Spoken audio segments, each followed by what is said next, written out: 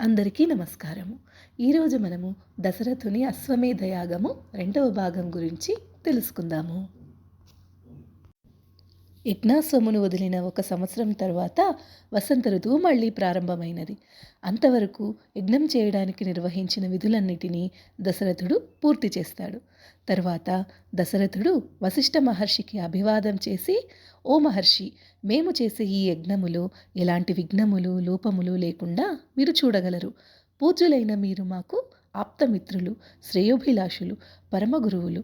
అందువలన ఈ యజ్ఞ నిర్వహణ భారము అంతా మీదే అని చెప్పాడు. వశిష్ఠ మహర్షి కూడా, రాజా, మీరు కోరినట్టే యజ్ఞ కార్యములన్నీ నేను నిర్వహిస్తాను అని చెప్పాడు.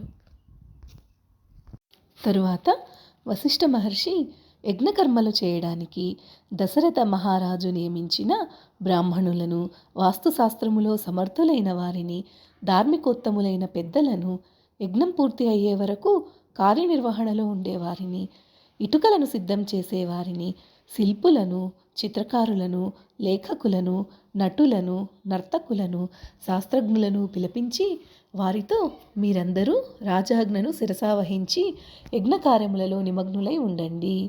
వేల కొలది ఇటుకలను తెప్పించి యజ్ఞమునకు వచ్చే రాజులకు ఎత్తైన మరియు విశాలమైన భవనములను నిర్మించండి. బ్రాహ్మణులకు వేల కొలది గృహములను ఏర్పరచండి. అవి గాలులకు వానలకు తట్టుకొని దృఢముగా ఉండాలి. అందులో వివిధములైన భక్షాన్న పానములను కూడా సమకూర్చండి అని చెప్పాడు. అలానే పురజనులకు, జానపదులకు కూడా నివాసయోగ్యమైన గృహములను నిర్మించండి. అనేక విధములైన భక్షాన్న పానాలను సమకూర్చండి. ఏమాత్రము ఎవ్వరికీ అనాధారము చూపించకుండా మర్యాదలు పాటిస్తూ భోజన సత్కారాలను చేయండి అని కూడా వశిష్ఠ మహర్షి చెప్పాడు. ఇంకా అన్ని వర్ణముల వారికి తగిన విధముగా సత్కారాలను చేయండి. కామక్రోధాలకు లోనై ఎవరినీ బాధ పెట్టకండి. యజ్ఞముకు సంబంధించిన పనులలో నియమితులైన శిల్పులను, తదితరులను వయస్సును, అర్హతలను పాటించి గౌరవించండి. వారందరినీ ధనముతో, మంచి భోజనములతో సంతృప్తిపరచండి. అన్ని కార్యములను జాగ్రత్తగా చేయండి. ఏ విషయంలోనూ ఎటువంటి లోపము రాకూడదు.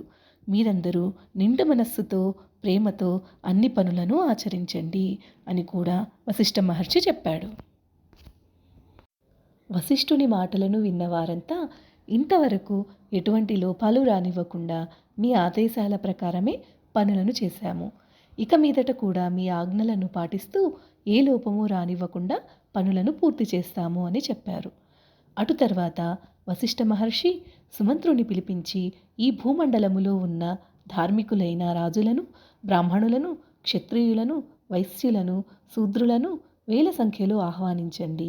అన్ని దేశములలోని ప్రజలను సాదరంగా ఆహ్వానించండి అని చెప్పాడు.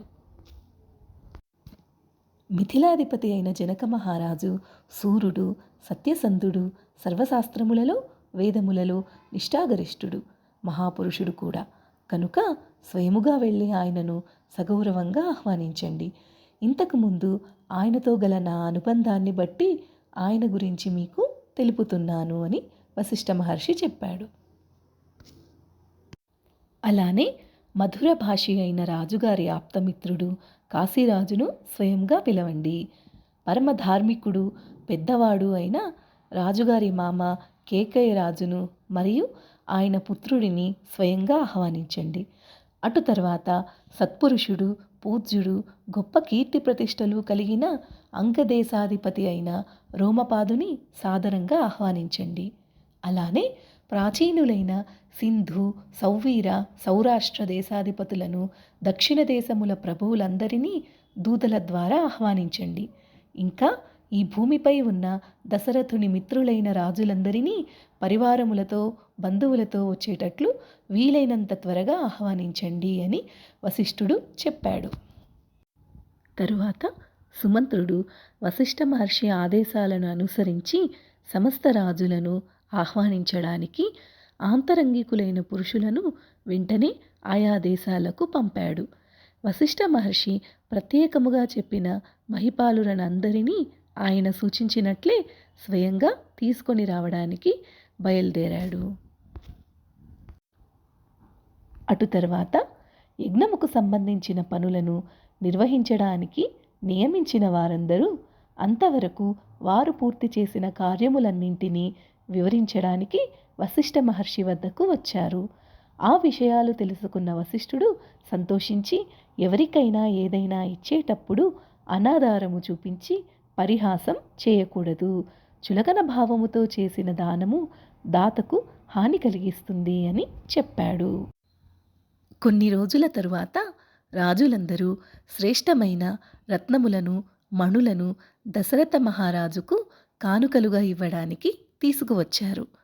వారందరి రాకతో వశిష్ఠుడు సంతోషం చెంది దశరథునితో, ఓ మహారాజా, మీ ఆహ్వానమును అనుసరించి రాజులందరూ ఇచ్చేశారు.